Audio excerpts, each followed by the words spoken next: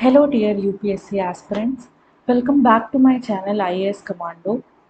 तो इस वीडियो का टारगेट क्या है कि हम एनवायरनमेंट एंड क्लाइमेट चेंज के क्वेश्चन सॉल्व करेंगे प्रीलिम्स 2022 के, ताकि हम देख सकें कि यूपीएससी प्रीलिम्स 2023 के लिए, सिविल सर्विसेज के प्रीलिम्स 2023 के लिए हम कैसे एनवायरनमेंट एंड क्लाइमेट चेंज को अप्रोच कर सके।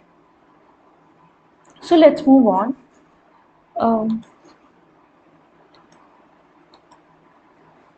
सो आगे बढ़ने से पहले I would like to say कि if you are new to this channel, please subscribe to my channel and check my other videos, and if you like them, please press the like button and share it to your friends so that more people can take advantage. And also you can join my Telegram channel, and there we can have good discussions about the exam. So let's move on. तो हम UPSC prelims 22 का पहला question देखते हैं, जो environment and climate change से आया था। तो it talks about climate action tracker, जो कि एमिशन रिडक्शन प्लेजेस को मॉनिटर करता है, वो क्या है।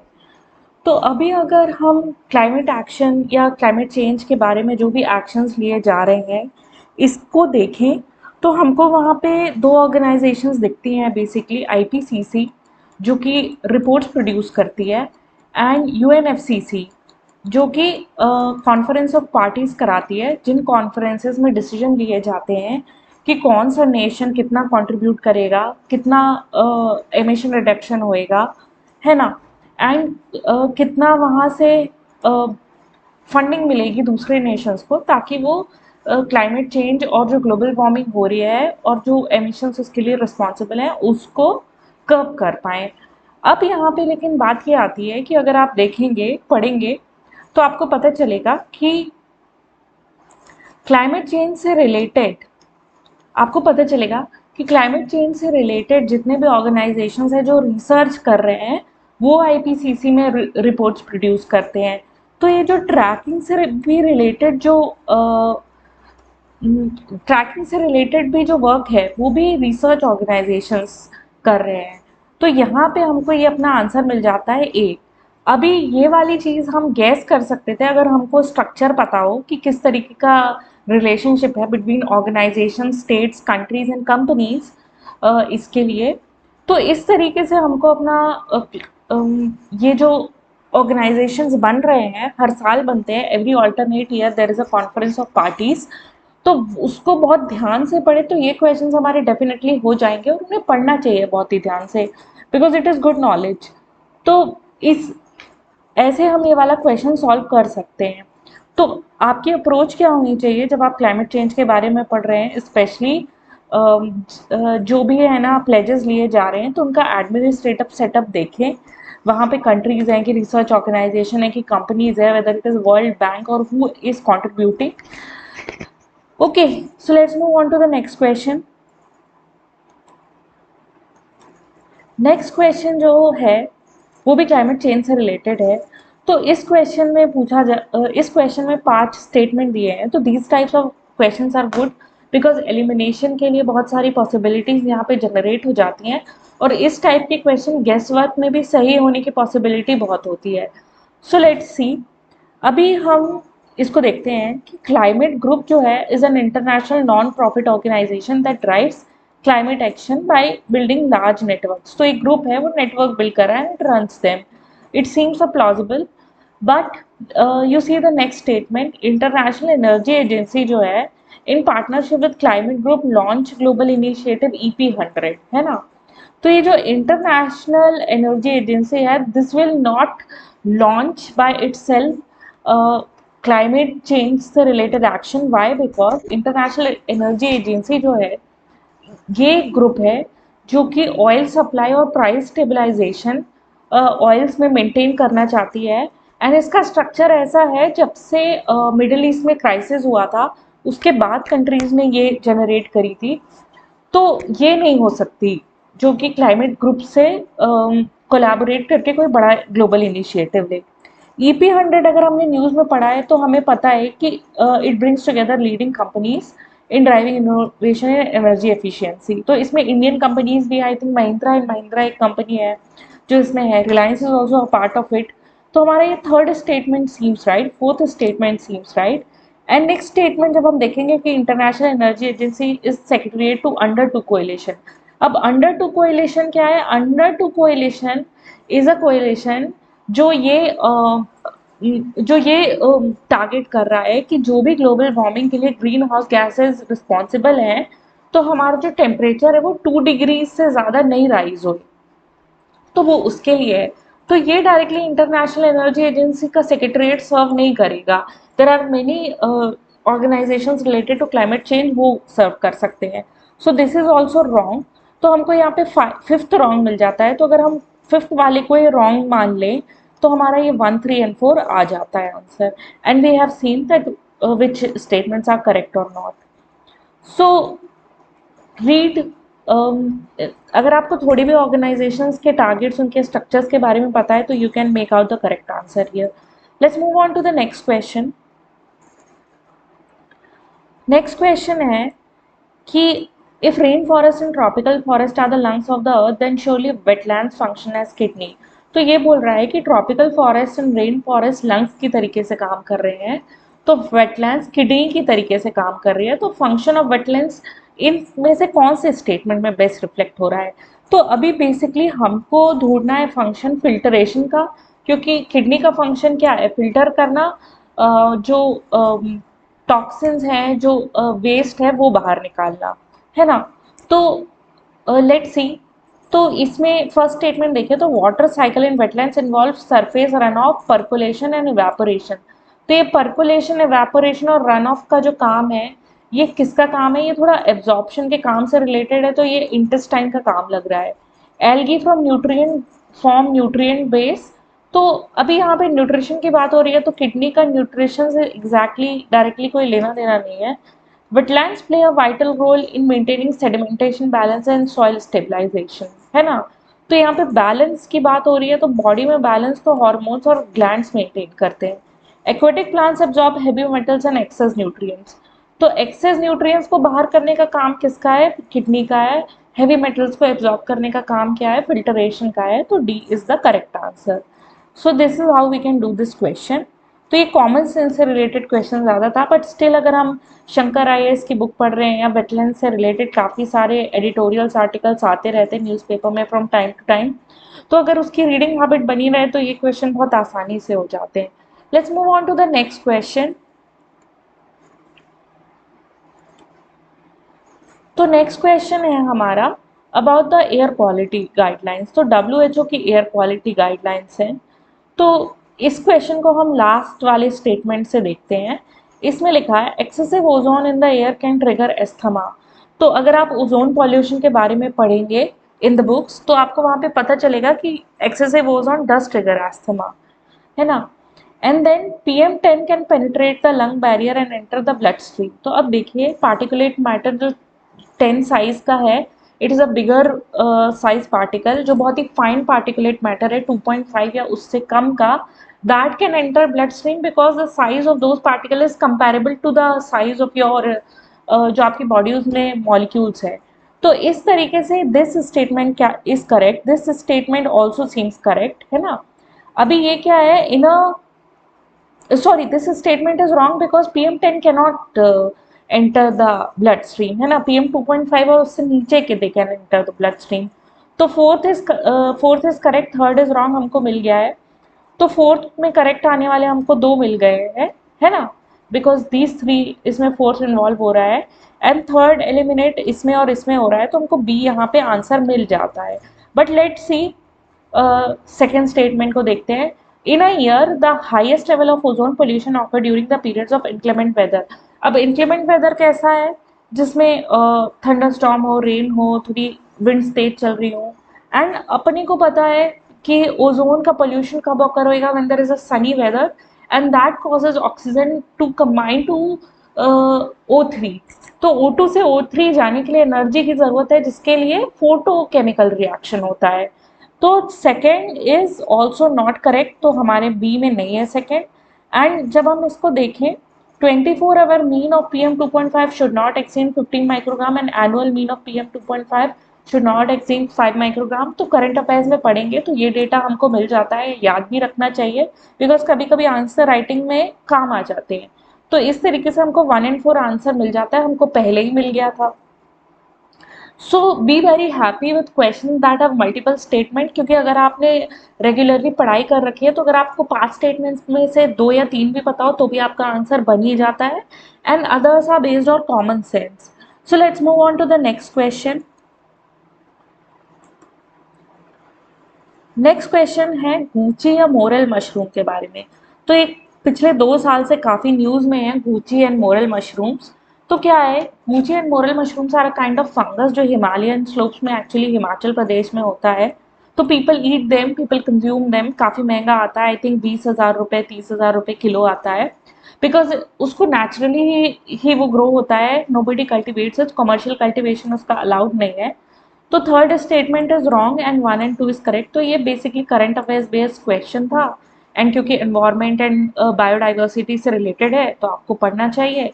तो it's a very easy question given कि अगर आप करंट अफेयर्स रेगुलरली फॉलो कर रहे हैं। Let's move on to the next question.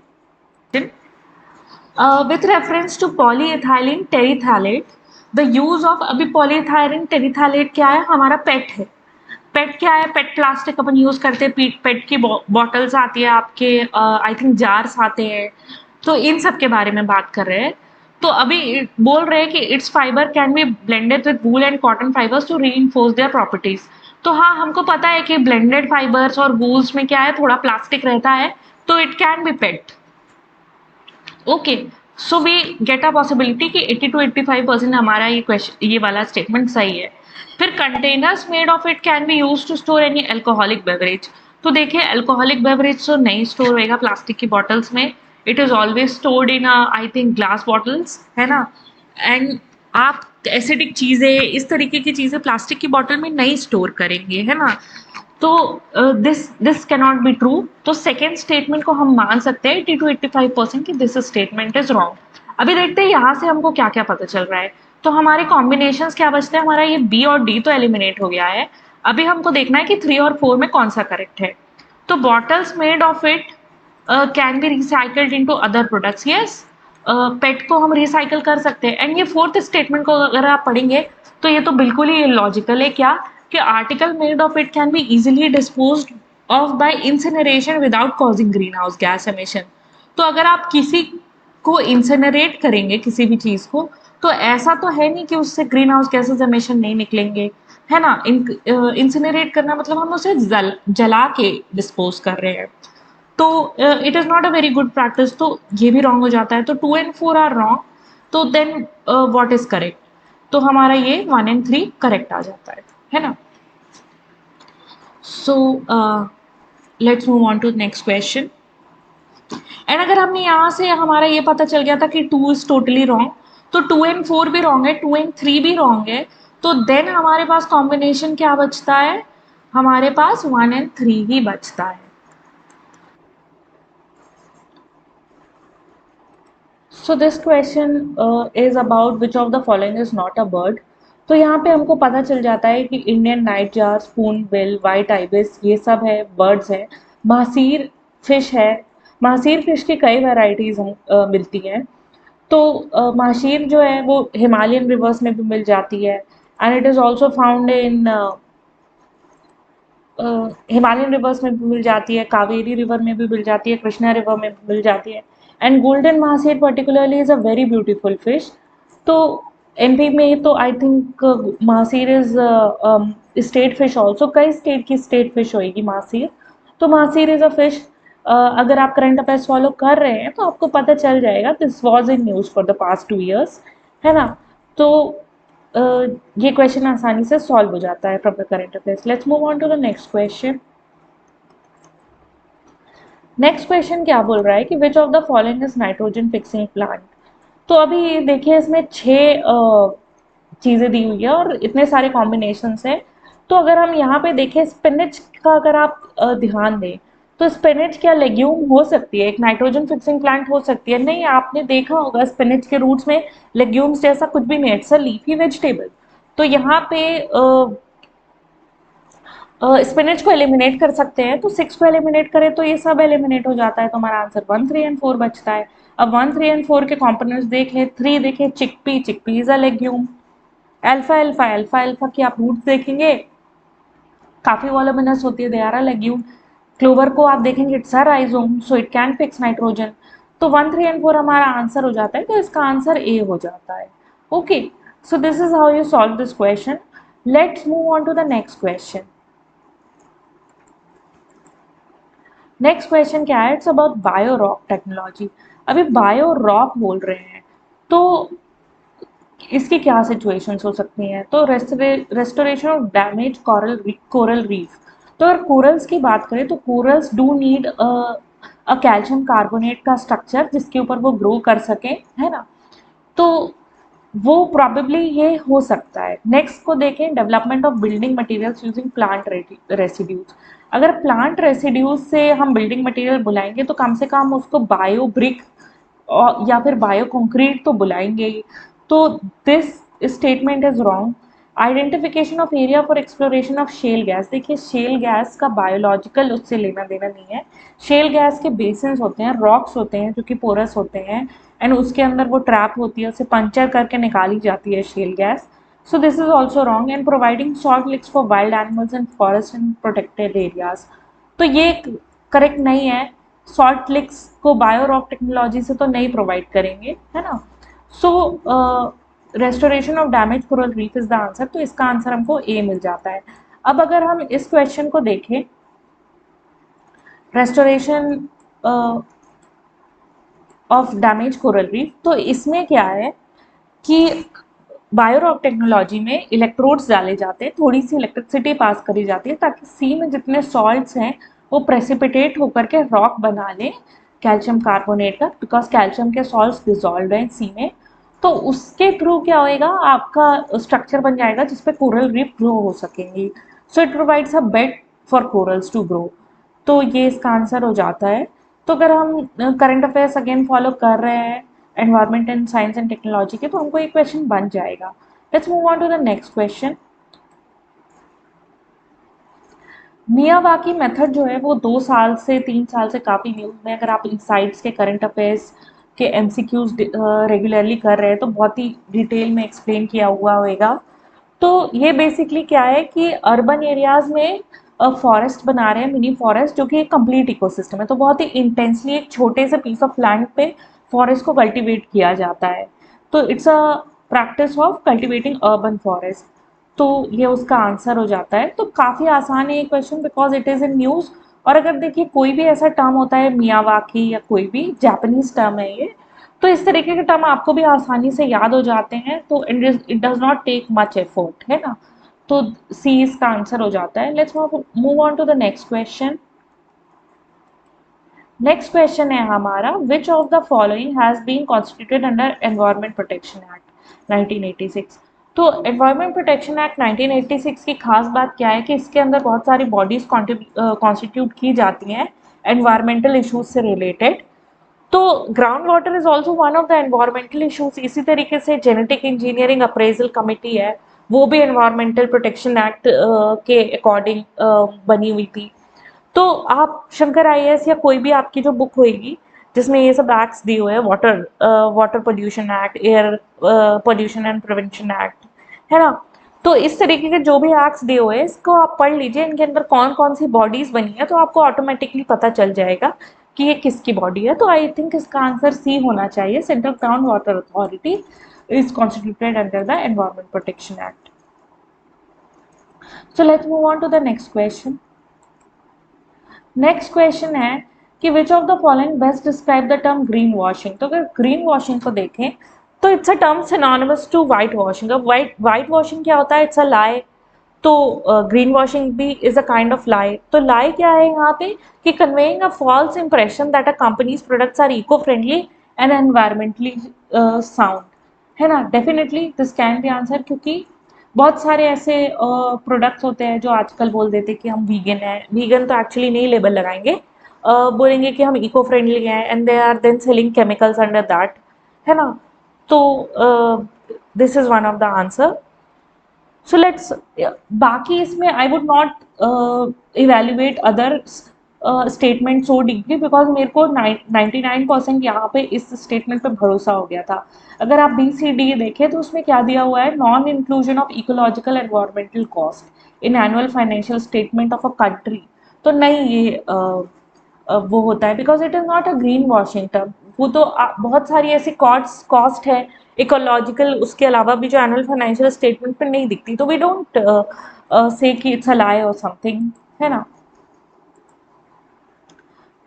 तो let's move on to the next statement, ignoring the disastrous ecological consequences while undertaking infrastructure development. तो वो तो यहाँ पे हम इग्नोर कर रहे हैं, तो एक्सटर्नैलिटीज हैं डेवलपमेंट की, तो this is not green washing. Making mandatory provision for environmental cost in making mandatory positions for environmental cost in a government project program. So this is also not true, क्योंकि यहाँ पे तो कोई positive चीज़ है and जो term है वो negative है, तो this can't be the answer, so our answer is E. So let's move on to the next question. Next question हमारा है ज्योग्राफी से रिलेटेड, बट क्योंकि ज्योग्राफी के कॉन्सेप्ट से रिलेटेड बहुत ही कम क्वेश्चंस थे, तो हमने इस क्वेश्चन को यहीं रख लिया। तो let's see what the question says. Question कह रहा है फर्स्ट स्टेटमेंट पे कि जो हाई क्लाउड्स हैं वो रिफ्लेक्ट करते हैं सोलर रेडिएशन को और अर्थ सरफेस को कूल रखने में मदद करते हैं, और जो लो क्लाउड्स हैं वो अर्थ से रिफ्लेक्टेड रेडिएशन को एब्जॉर्ब कर लेते हैं एंड अर्थ सरफेस की वार्मिंग कराते हैं।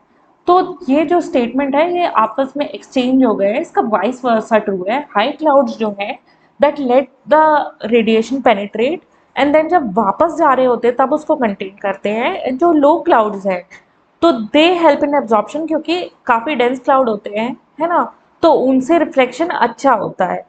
सो the answer is D, neither one not two. So let's move on to the next question.